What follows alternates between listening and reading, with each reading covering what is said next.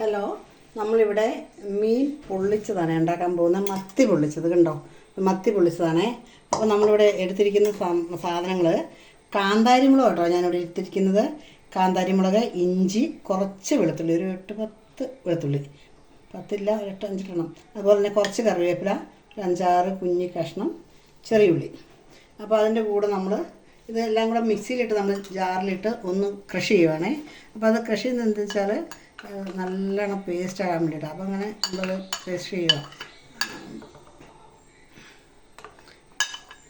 അതിന് ശേഷം നമ്മൾ ഇതിൻ്റെ കൂടെ ഇത്തിരി മുളക് പൊടി ഇടും കേട്ടോ. ഇത്തിരി മുളക് പൊടിയും, അത് മുളക് പൊടി എന്തിനാന്ന് ചോദിച്ചാൽ നമുക്കൊരു കളർ കിട്ടണ്ടേ. കുറച്ച് മഞ്ഞൾപ്പൊടി ഇടുന്നുണ്ടേ.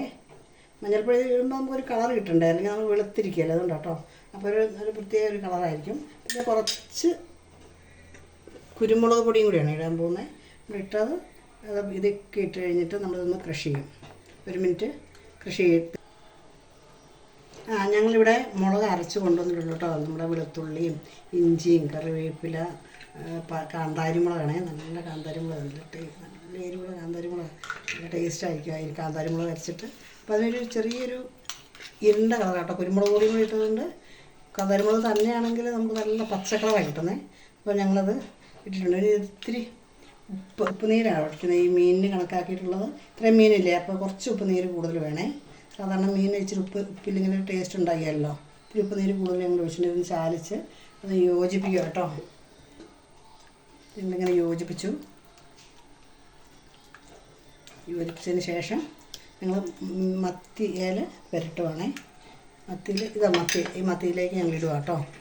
പിന്നെ അത് ഇത്തിരി വെള്ളം ഉണ്ടോയെന്ന് ഒഴിച്ച് കളയട്ടെ, കാരണം അധികം വെള്ളം പാടില്ലല്ലോ. അങ്ങനെ ഞങ്ങൾ നമ്മുടെ മത്തി പൊള്ളിക്കാനുള്ള പരിപാടിയിൽ ഇങ്ങനെ മുന്നേറിക്കൊണ്ടിരിക്കുകയാണ് ഞങ്ങൾ. അതുപോലെ മത്തി പൊള്ളിക്കുക അതൊരു ഇൻട്രസ്റ്റിംഗ് ആയിട്ടുള്ളൊരു കാര്യമാണ്. അങ്ങനെ നമ്മളുടെ മത്തി നമ്മൾ അരപ്പ് പുരട്ടും കേട്ടോ. അതിൻ്റെ ഉള്ളിൽ കൂടെ ഇങ്ങനെ പുരട്ടണേ. അപ്പോൾ അതിനൊരു പ്രത്യേക എരിവ് കിട്ടും. നമുക്ക് എരിവാണല്ലോ നമ്മളുടെ കേരളീയർക്ക്, എരിവിനോട് ഭയങ്കര ഇഷ്ടമല്ലേ. അപ്പോൾ എന്ത് ചെയ്യുന്നു, ഈ മത്തിയൊക്കെ നല്ലപോലെ ഉള്ളിൽ കൂടിയൊക്കെ നമ്മൾ അതൊക്കെ പുരട്ടി നമ്മൾ വാഴയില വെച്ചിട്ടാണ് പൊള്ളിക്കാൻ പോകുന്നത് കേട്ടോ. സാധാരണ നമ്മൾ പൊള്ളിക്കുന്നത് നമ്മൾ പാത്രത്തിലിട്ട് ഡയറക്റ്റ് പൊള്ളിക്കുമല്ലേ. ഇത് വാഴയിലക്കകത്തിട്ട് പൊള്ളിക്കുവാണേ. അപ്പോൾ ഞങ്ങളിത് പൊള്ളിക്കാനുള്ള തയ്യാറെടുപ്പിലായി. അപ്പോൾ വാഴയിലേക്ക് വെക്കാം. ഞങ്ങൾ വാഴയിലയിൽ വെളിച്ചെണ്ണ ഒഴിക്കുക കേട്ടോ. നന്നായിട്ട് വെളിച്ചെണ്ണ ഒഴിക്കുവേ, കാരണം പൊള്ളി വരണ്ട. നമുക്ക് ഒരു പൊള്ളുമ്പം കരിയാൻ പാടില്ലല്ലോ, അതുകൊണ്ടാണ്. എന്നിട്ട് ഇങ്ങനെ കുഴിച്ച് വെക്കണം കേട്ടോ. നമ്മൾ പാത്രത്തിലാണെങ്കിൽ ഇങ്ങനെ കുഴിച്ച് വെച്ചിട്ട് ഓരോ മീനും നമ്മളിങ്ങനെ എടുത്ത് അടുക്കി വെക്കുക. അതിനുള്ളിലേക്ക് നമുക്ക് നല്ലപോലെ ഇതൊക്കെ ചേർത്ത് വെക്കണം. മറിച്ചും വെച്ച് നമ്മളത് പൊള്ളിക്കാനുള്ള എല്ലാ കാര്യങ്ങളും ചെയ്യുവാണേ. അപ്പം അങ്ങനെ നമ്മൾ മീൻ പൊള്ളിച്ചത് നമ്മൾ പ്രിപ്പറേഷൻ മുന്നേറിക്കൊണ്ടിരിക്കുന്നു. നമ്മളെല്ലാവരും ഇതൊന്ന് പ്രിപ്പയർ ചെയ്ത് നോക്കണം. ഇങ്ങനെ അതിന് ശേഷം നമ്മൾ കുറച്ച് കറിവേപ്പില അതിങ്ങനെ തുള്ളിയിടുവാണേ. ഒരു ടേസ്റ്റിന് വേണ്ടിയിട്ടാണ് നമ്മളിങ്ങനെ തുള്ളിയിടുന്നത്. കറിവേപ്പില ശരീരത്തിന് നല്ലതാണേ. ഓക്കെ, അപ്പോൾ നമ്മളിത് വാഴയില വെച്ച് മൂടുക.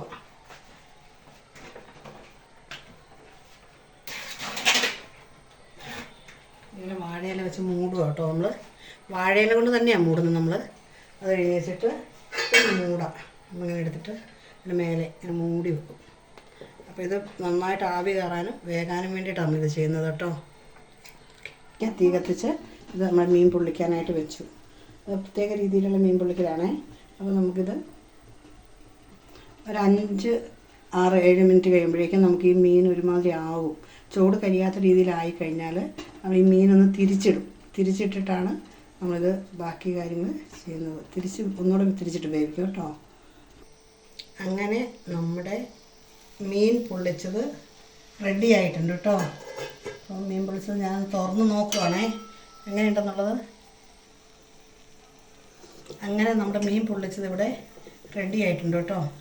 മീൻ പൊള്ളിച്ചത് അടിപൊളിയായിട്ടുണ്ട്. ഇതാണ് മീൻ പൊള്ളിച്ചത്. അപ്പോൾ നമ്മൾ സെർവ് ചെയ്യുവാണേ. മറിച്ചിട്ടിട്ടുണ്ടായിരുന്നു.